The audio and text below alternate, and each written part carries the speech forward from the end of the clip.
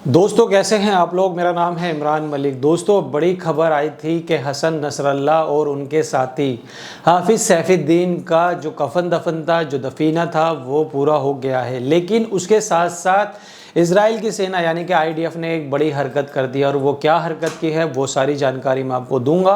अगर आप इस चैनल पर नए हैं तो चैनल को सब्सक्राइब कीजिएगा, बेल आइकन दबाना ना भूलिएगा। दोस्तों लेबनान के अंदर हसन नसरल्ला और हाफिज़ सैफुद्दीन का जो कफन दफन ठीक से नहीं हो पाया था उस समय, अब उनका जो फ्यूनरल था, जो कफन दफन था, उसकी घोषणा कर दी गई थी। जब आईडीएफ पूरी तरीके से पीछे हट गई थी तो घोषणा की गई थी कि उनका फ्यूनरल होगा और बैरूत के अंदर शानदार फ्यूनरल भी हुआ जिसमें लाखों लोग इकट्ठा हुए थे।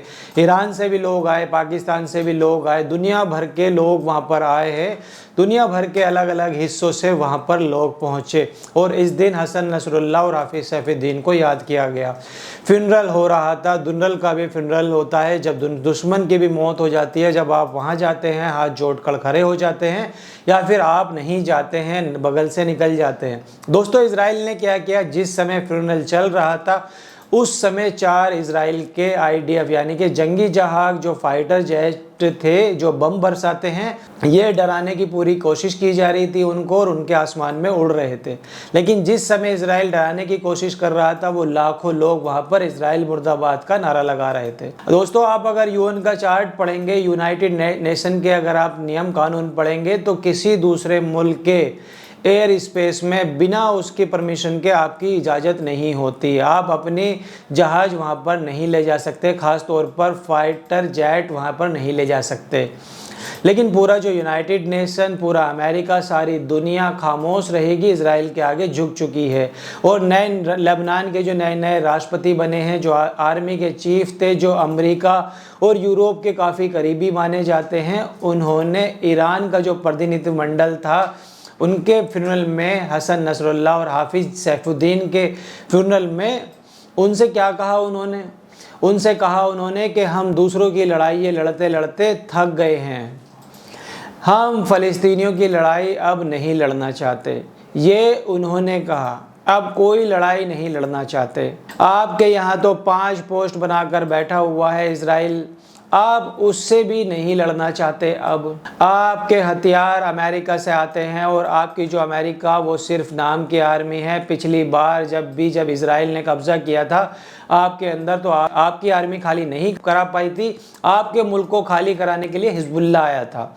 और ये लड़ाई केवल हमास की नहीं है, ये लड़ाई केवल फ़िलिस्तीन की नहीं है। आप भी जानते हैं ग्रेटर इजराइल का जो सपना है उस सपने में लेबनान का हिस्सा भी शामिल है। नहीं होगा फ़लस्तीन, नहीं होगी फ़लस्तीन की लड़ाई तो भी इजराइल किसी न किसी मुद्दे को लेकर, किसी न किसी चीज़ को लेकर कब्जा करना चाहेगा आपके इलाकों में। आखिर सीरिया के अंदर अब बशर अल असद की सरकार चली गई है। असद की सरकार जाने के बाद जो सरकार आई वो तो फ़लस्तीन के साथ नहीं खड़ी हो रही है। उसके बावजूद भी ना केवल सीरिया का सदन इलाका कब्जा कर लिया गया है, अब नेतन्याहू ये कह रहा है कि सदन का जो इलाका है उसमें सीरिया की कोई भी आर्मी नहीं रहेगी, यानी कि सीरिया के अंदर सीरिया का हिस्सा ही है उसी पर इनका कब्जा रहेगा और उसमें सीरिया की कोई भी आर्मी नहीं रहेगी।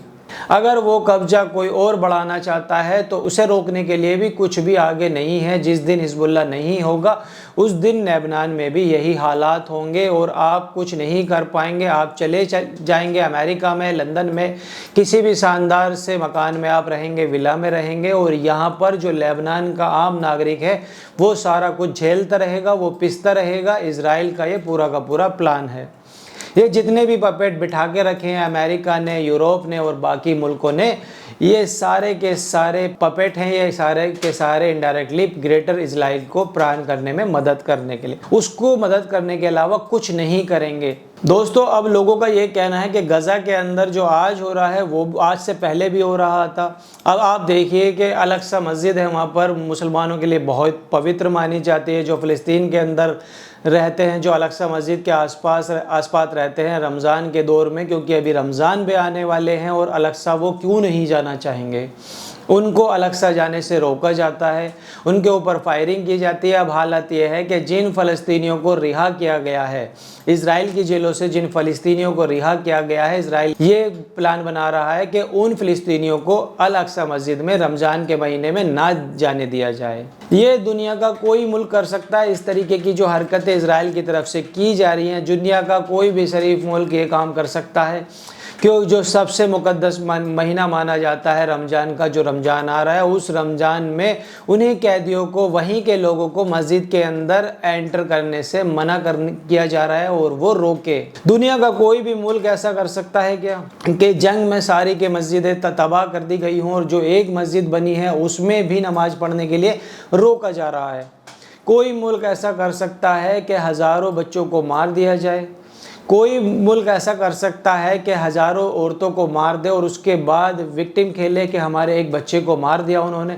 जिसने 20,000 बच्चों को मार दिया है जिनोसाइड करके, वो एक बच्चे की मौत पर आंसू बहा रहा है, उस पर विक्टिम कार्ड खेल रहा है, जिसके बारे में ये अभी तक कंफर्म नहीं हो पाया कि वो इज़राइल ने मारा है या फिर वो हमास ने मारा है।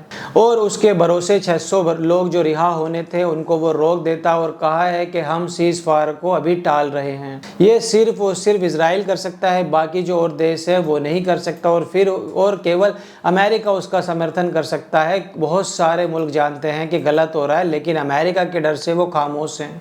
गज़ा पे कब्ज़ा का जो प्लान था, जो सोचिए, जो अमेरिका ने कहा था, दुनिया का कोई इस तरीके की घटिया हरकत नहीं कर सकता कि वहाँ के लोगों को हम जगह खाली करा देंगे और वहाँ के लोगों से ज़मीन ले लेंगे, ज़मीन पर कब्ज़ा कर लेंगे। और इज़राइल ने समर्थन किया और ट्रंप ने ये बात कही। अब ये जो सारा ज़िम्मा है वो अरब मुल्कों के ऊपर डाल दिया गया है कि खबर ये आ रही है साथ में कि रियाद में एक मीटिंग होनी थी। रियाद में वो मीटिंग भी हुई है और उस मीटिंग में क्या तय हुआ है ये तो बहुत खबर बाहर नहीं आ रही है। यही कहा जा रहा है कि 10 साल का एक रिकन्स्ट्रक्शन प्लान बनाया जा रहा है गज़ा के लिए और साथ में 2 नेशन जो थ्योरी है उसकी बात की जाएगी। ये तो बातें कही जा रही हैं, लेकिन ट्विटर पर ये ऐसी कोई जानकारी नहीं है। कई सारे जो हैंडल हैं वो ये बता रहे हैं कि इस मीटिंग के अंदर ख़ास तौर पर सऊदी अरबिया का जो हेड ऑफिस स्टेट हैं BS और जॉर्डन के जो हेड ऑफिस स्टेट्स हैं, जो अमेरिकी राष्ट्रपति के सामने ऐसे आंखें मिचका रहे थे, ऐसे बैठे थे कि वो कितना डरे हुए हैं अमेरिकी राष्ट्रपति के सामने। उन्होंने यहाँ पर काफ़ी गरज के हमास के खिलाफ काफ़ी कुछ बोला है। इन लोगों का कहना है कि हमास को और हमास से फ़िलिस्तीनियों को पूरी तरीके से खाली करना पड़ेगा। हमास फ़िलिस्तीन छोड़कर जब तक नहीं जाएगा तब तक हम कोई सॉल्यूशन नहीं होगा। और ये देखना होगा कि ये लोग आगे क्या करते हैं। ये तो मैं आपको बता ही चुका हूँ कि जो धमकी ट्रंप ने दी थी, जो इज़राइल लगातार कुछ कह रहा है, उसके पीछे सबसे बड़ी जो बात है, सबसे बड़ी जो मंशा है कि किसी भी तरीके से हमास और उसके लोगों को वहाँ से हटाया जाए और गज़ा को पूरी तरीके से खाली कर दिया जाए। ये सारा कुछ कैसे किया जाएगा, इसके खिलाफ निश्चित रूप से वहाँ पर मोमेंटम बनाया जाएगा। हमास इतनी आसानी से फ़िलिस्तीन या गज़ा छोड़कर तो जाएगा नहीं, वो अपनी आर्मी तो वहाँ से हटाएगा नहीं। तो उसके लिए कौन सा सॉल्यूशन ये अरब मुल्क निकालते हैं, उसके लिए तो देखा जाएगा। वैसे अरब मुल्क कितने सीरियस हैं इस बात से बिल्कुल आप समझ लीजिए कि जो अगली अरब समिट होनी है उसके लिए सीरिया का जो नया राष्ट्रपति बना है अभी जुलानी, उसको भी बुलाया गया है। यानी इज़राइल और अमेरिका का जो घोषित ट्रेट है, जो टट्टू है अमेरिका और इज़राइल का बना हुआ है, जो उनका पपेट है, उसको भी बुलाया जा रहा है। तो अब आप सोच कर देखिए कि अमेरिका इज़राइल किस तरीके से ये प्लान कर रहा है, कैसे अरब मुल्क मिलकर ही गज़ा को खाली कराने पर आमदा हो रहे हैं। तो आपको क्या लगता है कि क्या हमास इतनी आसानी से गज़ा को या फ़िलिस्तीन को छोड़कर जा पाएगा? क्या उसकी जो इतनी बड़ी आर्मी है वो पूरी तरीके से ख़त्म कर देगा? आखिर वो लोग भी उसी जगह की पैदाइश है, आखिर वो लोग भी उसी जगह के बासिंदे हैं। तो उनको भी साफ साफ दिखाई दे रहा है कि जो अरब मुल्क लड़ाई में, जंग में हमारे साथ नहीं आए, अब वो कैसे गज़ा को खाली कराने की बात कर रहे हैं। रही बात रिकन्स्ट्रक्शन की कि 10 साल तक कम से कम वहाँ रिकन्स्ट्रक्शन चलेगा, उसके बावजूद भी हमास वहाँ से खाली नहीं कर पाएगा। तो दोस्तों, मैं आपसे जानना चाहता हूँ आपकी इस पर क्या राय है, आप हमें कमेंट करके बताइए। वीडियो कैसी लगी, वीडियो को लाइक कीजिए, चैनल को सब्सक्राइब कीजिए। तब तक मिलते हैं अदर वीडियो में। जय हिंद।